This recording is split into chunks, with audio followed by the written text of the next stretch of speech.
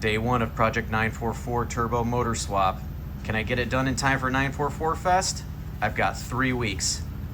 This is gonna suck. I just wanna lose control.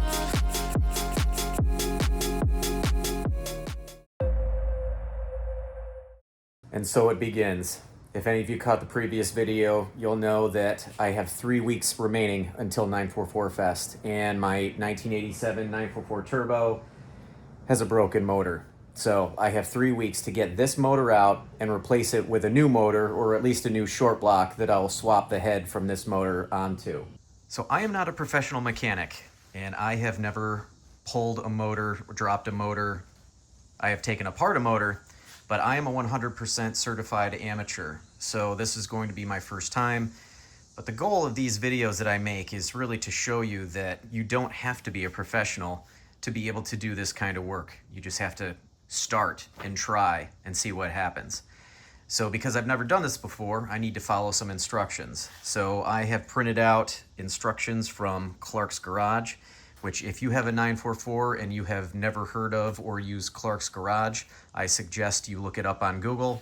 It has a plethora of information on just about any type of work that you need to do on a 944. So I am going to use a combination of these instructions as well as the factory shop manual as needed.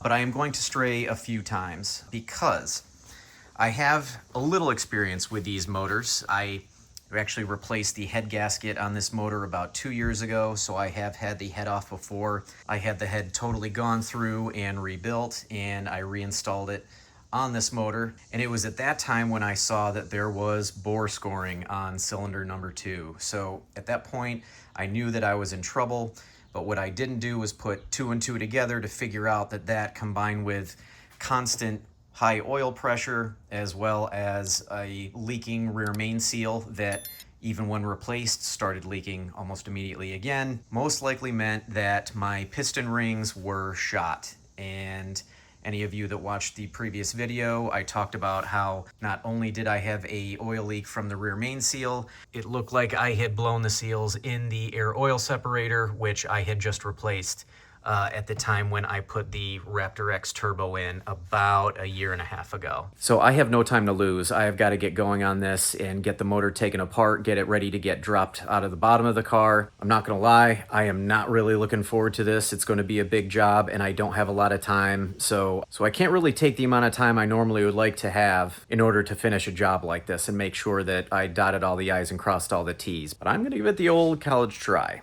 So these videos are by no means going to be a how-to or a tutorial going step by step through this. Really, it's more about documenting my experience and any trials or tribulations that I go through as I try to do this job essentially on my own.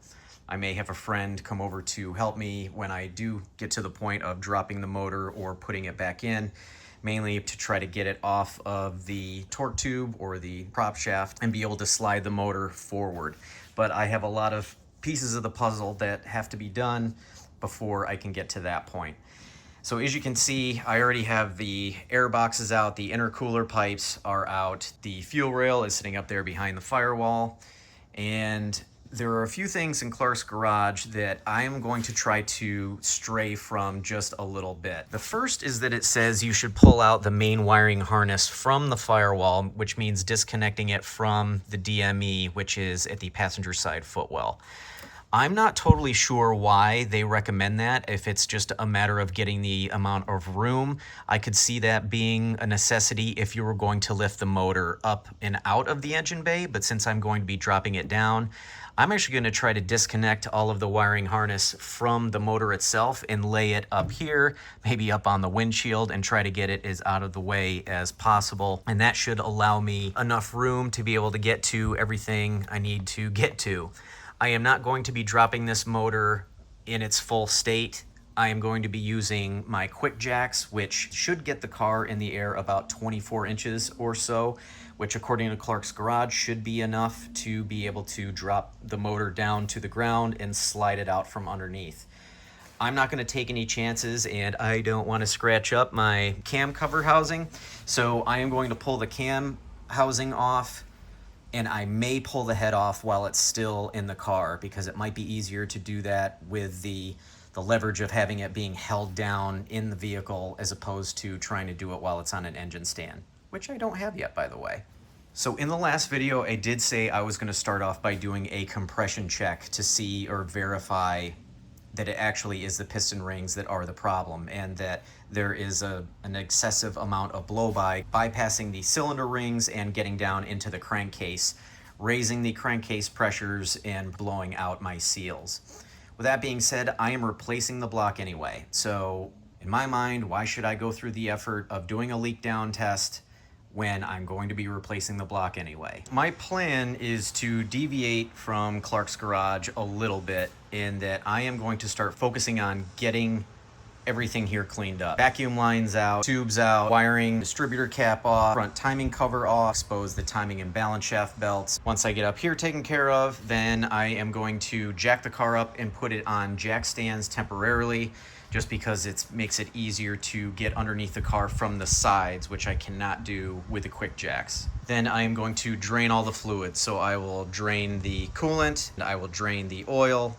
But while the car is on the ground, I guess I will get started and getting all of these vacuum lines and wiring cleaned up. Okay, we are making some progress. I have cleaned up quite a few of the vacuum lines. Basically, the wiring is disconnected up top. So once I go down underneath and disconnect the oil level sending unit line and the oil pressure gauge line, I can pull these up.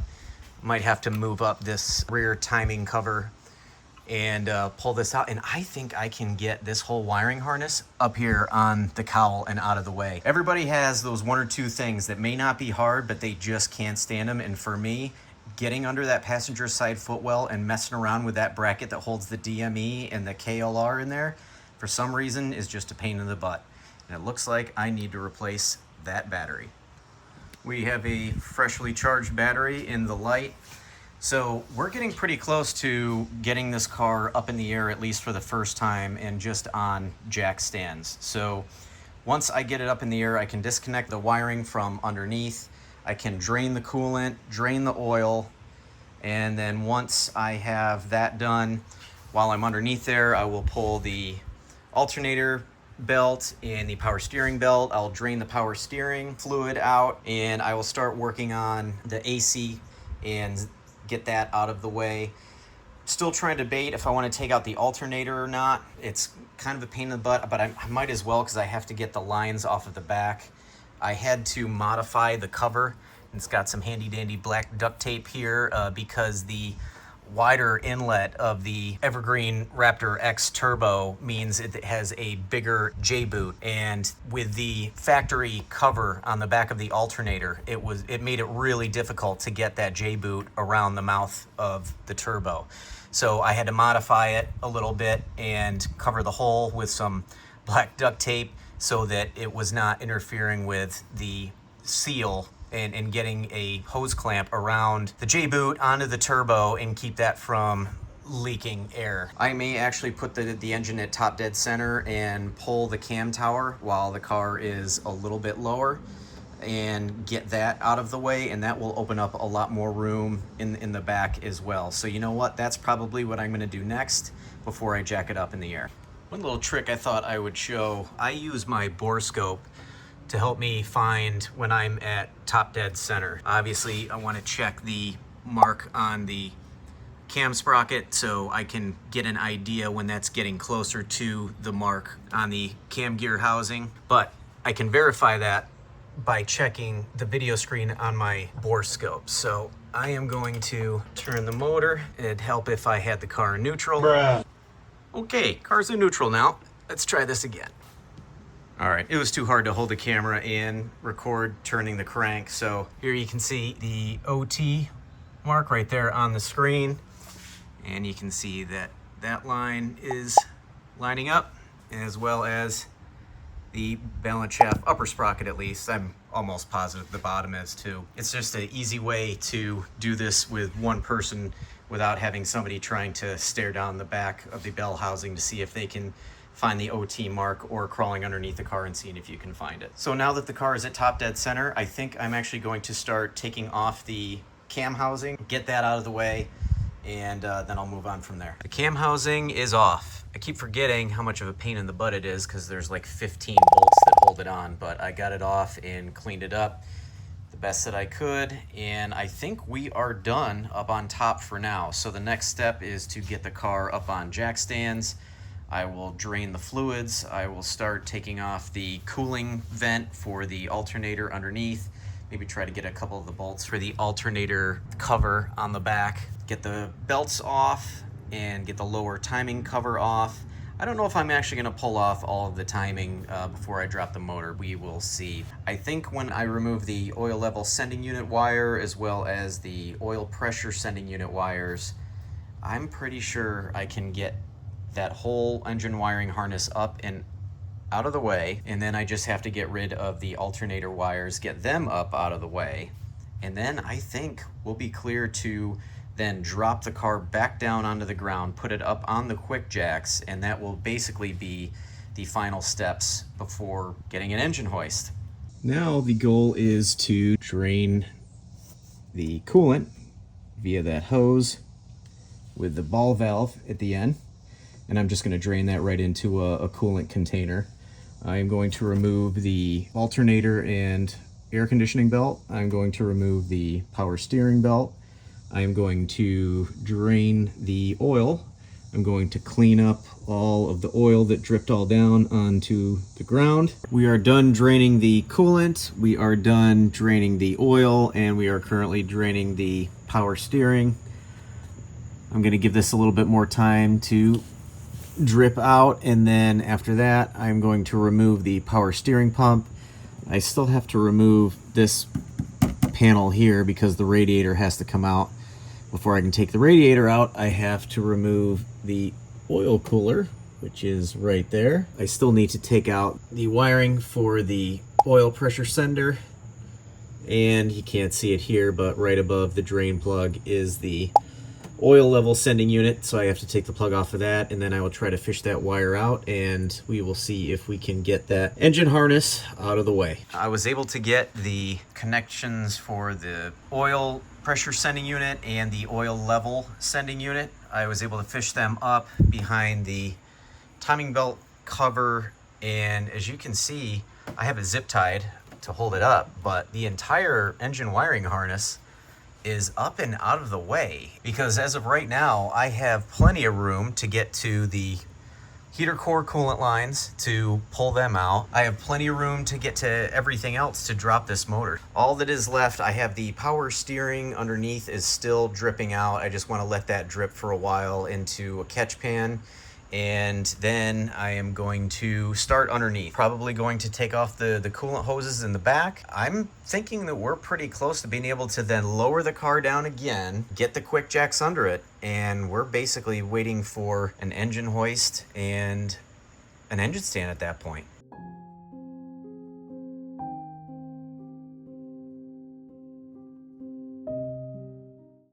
I spent a lot of time underneath the car. I got the exhaust out, the wastegate out, the starter is out, which would normally be right there. I have the slave cylinder disconnected from the bell housing. So these were all just ancillary parts that needed to come out, and I had forgotten about them previously. So I'm gonna wrap it up for this evening. It is the next day, and we have made some progress, but not as much as I had hoped. So I went to bed last night really happy with the progress that I had made, and I woke up this morning and I could not turn my head to the left. So the joys of getting older. So I was working much slower today. Basically could only do things that I could look straight forward or turn my head to the right. But I did get some progress. Belts are off, power steering pump is off. I had to finagle myself underneath the car to only look towards the right to get that off. I was able to get the power lines to the alternator off, as well as all of the nuts on the headers. So after watching the Adretis live stream this morning, he does it pretty much every Sunday at noon. If you're unaware of Adretis, he has a shop in Charlotte where he only works on 924, 944, and 968s. And during the live stream, I asked him, with the cam tower off, where is the best anchor point for an engine hoist in the back of the motor? In the front, we have the loop here. And normally, when the motor is fully assembled, there is another loop on the back of the cam tower right about here. And I have a feeling that's why you're supposed to take out the DME wiring loom. But since I'm dropping it down from the bottom and I'm not using that loom, I kept the DME wiring harness in. At this point in the back of the motor, there is literally no coolant line, there is no electrical line that is attaching this motor to the chassis whatsoever. So even with the exhaust header in, technically, if I were to hold up the motor at this point and drop the cross member, I would be able to drop the motor down to the ground. All that I have left at this point is I am going to remove the header, because when Brent at Adretis answered my question, he said they typically will take the head off and then use the head studs as the rear mounting point. So that's what I'm going to do. The only thing I have to do to get the head off is to remove the headers and then all of the head bolts in those two there. So, change of plans. I have been continuing to tinker and try to get little things done here and there. I still want to get the head off. I don't think I'm going to do that tonight, but I was wrong in my previous statement that there was nothing left connecting the motor with the chassis, and I had totally forgotten about the oil cooler lines down in there, and I tried to remove them. So you need a 32 millimeter wrench and a 27 millimeter wrench, but they are too long with how high I had the car up on the jack stand. So it seemed like a waste to try to jack it up and then lift the jack stands even more. I figured, you know what, let's just get the QuickJacks out now. You might ask, why didn't I go with the QuickJacks from the get-go? A couple of things. The main one is the lift points on the 944s are a little finicky. So there are points under the car that look like they are lift points or jack points, but they are not. The correct jack point is right under the car, and I don't know if you can see it, but it's marked by this diamond that Porsche put into the body. So when you jack the car, you basically put your jack directly under the middle and jack it up, and then you put a jack stand under the frame of the car in the front, and then there's a couple of places that you can in the rear. You can put it on the rear trailing arm, or there is a jack point or a hold point on the back there. The problem is they are not in alignment. So the front frame rail is further under the car than where you can put a jack stand in the rear. So it makes it really difficult for QuickJacks. So anyone who's had a 944 probably sees that what looks like a jack point up in front is actually just the floorboard underneath with what looks like a puck that comes down, but they're almost always dented upwards. That's because that point is not meant to take the entire weight of jacking up the car. I have used these QuickJacks before, and I think if you distribute the weight amongst 4 different spots, you're not putting the entire weight of the car on one spot. So I've had this car up on these QuickJacks before, and there is no issues. I've had other 944s on the QuickJacks with no issues. I think the main problem is when people try to actually jack the front up by that front spot when they should be on the rail. But another issue that I have with the QuickJacks is they're kind of a pain, especially if you're going to do something quick. A lot of times they're not worth it. I have them normally hanging on some hooks on the wall over there, and these things are about 75 pounds each. Gives me a good shoulder workout to lift them and put them down on the ground. But this is just one step. You still have to lay down the ground and make sure that the rubber pads are in the right spot. So you're still laying down on the ground, making sure that you have correct placement and that you're parallel with the other one on the other side of the car. So the other pain in the butt is, in order to get them up, you have to get out the power unit. So not only do you have the power unit, which you have to plug in to a plug, which I have over here, but then you also have to get the lines, which are basically just the one-size-fits-all lines that they send you in a kit, but they're extremely long. and I don't have a ton of space between the front of the car and the power unit. So they're all tangled. They are not that flexible. I think my goal for tonight is to get this car up in the air, get the oil cooler lines out. I'm pretty beat, and I'm ready to hang it up. But if I could just at least get the car up on the QuickJacks. I've already loosened the lugs on both sets of tires, so once this car goes up, I can probably pull these wheels off too. And I am running out of room. I have parts everywhere. I've already tried to open up a spot for the head to go right here, but I still have the fan shroud, the radiator when that comes out, and I still need room when I get the new motor and to store the hoist, probably over there where my daughter's scooter is. Engine hoist and engine stand. And when I have this motor out and then another motor, I've got to swap things over. So I'm running out of room. First world problems.